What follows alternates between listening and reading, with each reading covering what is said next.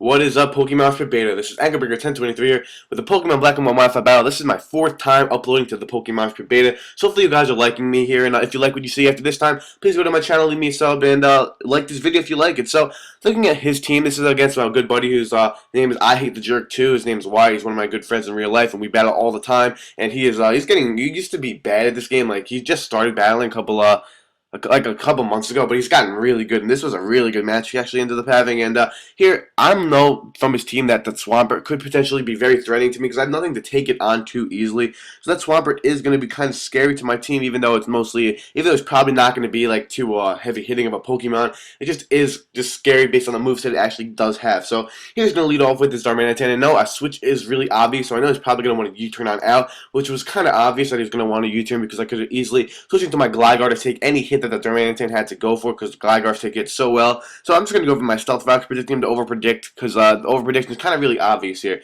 So I'm basically trying to play mind games with him right now. I got my Stealth Rocks up, so now I'm kind of just going to go for the Scald, thinking he's not going to want to go for the Earthquake right off the bat because he's going to want to maybe overpredict or just go for his own rocks of his own, and that's what he's going to end up doing. So I'm actually like kind of messing with him early in the match because he's kind of making some predictions.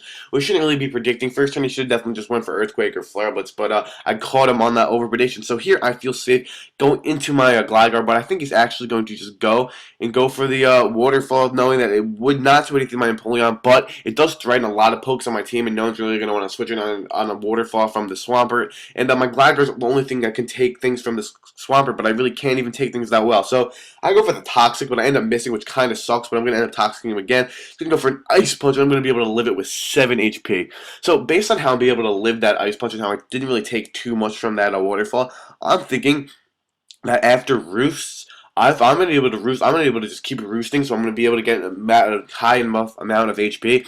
I'm going to be able to live a Toxic. I'm going to be able to have enough HP where I could be Toxic roost stalling this thing a little bit, so that'd be actually really good for me. But he's actually going to decide to switch out into his Galvantula. So since he goes into his Galvantula, as I'm able to get a free roost, the only reason why he would switch into his Galvantula is if he has the HP Ice. So that's the impression he gave me by switching this thing in, because he's definitely faster than me, and also because he is a special attacker, not a physical attacker, and Gligar is physically defensive, so I'm thinking he's definitely a special attacker with the Hidden Power Ice, which is why he brought it in. But here's actually going to predict a switch into my Snorlax, kind of baiting that I have the HPS. Maybe he does have it. I don't think we know. We'll find out if he does have it this match.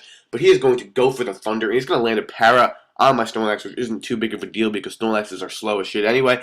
And I am a Curselax, so I'm going to be lowering my speed by myself anyway, so the paralysis isn't too vital. So he's going to bring out the Swampert, and I'm going to just get Parahax. I probably went for a Body Slam right there, or maybe an Earthquake, or I wouldn't really go for it. I probably just went straight for a Body Slam right there. So here he's going to go for an Earthquake of his own because being the highest base power move he probably packs and the stab move, it's going to do a really good chunk. And I'm going to go for the Body Slam, trying to probably score power and see how much I can do because I'm not set up. I don't really have any attack EVs. I'm like max HP, I think, or almost max HP.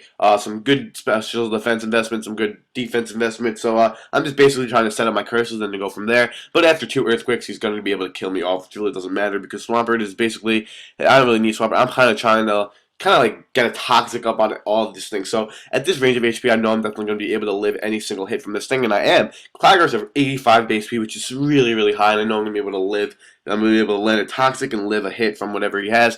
So I'm going to be able to live that with 56 HP, which means I'm going to be able to be roosting. And also the benefit of roosting off this damage is because when I roost, I negate my flying type.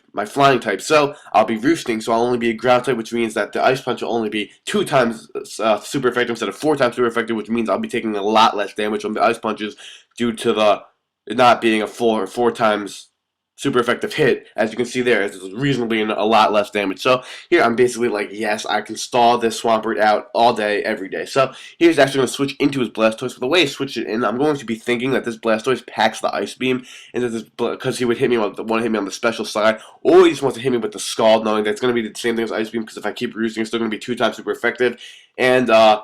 And he can probably get a burn on me, which will limit my Earthquakes, but I'm not really based on attacking. I'm just support set. As I'm going to actually go for a Toxic and get a Toxic up on this Blastoise, which is really good for me. He shows me that it does have the Ice Beam, which is going to do a reasonably amount more because it is a special hit, not a physical hit, and it is quad. I am quad weak to that. So I can't really stall out this Blastoise as much as I want to because I'm only going to be 2 times resistant, but it is going to be on the special side of the spectrum, so I'm not going to be able to take the hits as well as I would like to be taking them. As physical hits, this thing takes insanely well, and I do take special hits with the Violite. If you play NU and not NU, UU, and you want to have a good physical defensive wall, use a Gligar. So here, whenever you try to stall, something always happens, whether a crit or hacks, and this hacks, he's going to get the freeze hacks, which is going to be able to mean I'm not going to be able to unthaw this turn, and he's just going to kill me off with the Ice Beam. So basically, in my experience as a Pokemon, whenever you're trying to do some of the stall shit, you're going to get hacked, and you're going to end up stopping your stall, which is always happens. And you know what? I feel kind of dick for stalling because he is one of my friends, and stalling is just annoying in general. So here I'm going to bring out my Nidoqueen, and I'm just going to go for a T-Ball. I think I'm just going to go right for the T-Ball. I don't know. So he's going to predict that, go to his own Nidoqueen, which is kind of stupid because I could have easily predicted that and went for Earth Power, and my stab is super effective. And here we do have a speed tie, both being timid, life orbed variants with max speed. So we have the speed tie. I ended up winning the speed tie. I'm going to be able to kill up the Nidoqueen. He probably thought I was going to switch out, but I knew that he would definitely be the life orbed variant because on his team I knew he has Darmanitan with Scarf. I didn't think he'd be running 2 Scarfers. So Nidoking is going to do a little bit of work here. He's going to go for the T-Bolt on the Blastoise. Maybe he thought that was the bulkiest thing that he could take it. But here's what he should have done in the first place, which would have been after his Nidoqueen died, would have bring in the Darmanitan to scare me out with any hit that he has to offer. So here I'm actually going to predict I'm just going to bring in my Empoleon basically as fodder, knowing that he's probably going to go for Earthquake because it's super effective. It's going to hit anything on my team hard except for my Heracross, but it's still going to do a lot of damage because Heracross doesn't necessarily take hits. It's just there to take the resisted hits, just to weaken it, but it's really not there to do taking hits. So he's going to go for the Earthquake just to clean off my Empoleon, which is fine with me. So I get a free switch into my Heracross, who is Choice Scarfed, and I know I can definitely kill off this Darmanitan, but he is going to switch out into the Swampert, and which he should have done earlier because I couldn't.